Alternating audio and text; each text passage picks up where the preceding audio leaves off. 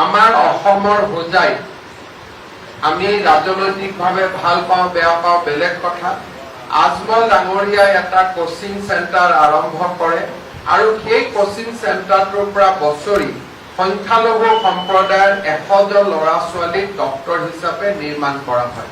যদি অসমৰ লগত মাটি পানীৰ লগত সম্পৰ্ক নথকা এজন মানুহে অসমলৈ বা পৰিয়াল ইয়ালৈ আহি তেওঁলোকে অসমৰ 100টা চিট সংখ্যালঘু লোকক দিবৰ কাৰণে কাম কৰিব পাৰে, তেনেহলে আমি চুতীয়া আহোম মৰাণ মটক কলিতা আমি কিয় এই কাম কৰিব নোৱাৰো? নিশ্চিতভাৱে এই 5 বছৰত মই এনে এখন সমাজ বিচাৰিম যোনে পুৰণা সংস্কৃতিৰ কথা কব কিন্তু তাক নতুন যুগ কৰিব।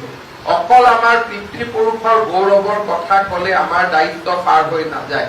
দেউতা বা মোৰ যদি ককাই এটা ব্যৱসায় নিৰ্মাণ কৰিছিল তাক ডাঙৰ কৰিব পৰাটোহে হৈছে কৃতিত্বৰ কথা। তাক শুৱৰি আমি থাকিম কিন্তু নিজে সকলো বিক্ৰী কৰি ভাড়া ঘৰত সোমাই যাম, তেতিয়া এই জাতিটো কেতিয়াও আগবাঢ়িব নোৱাৰে।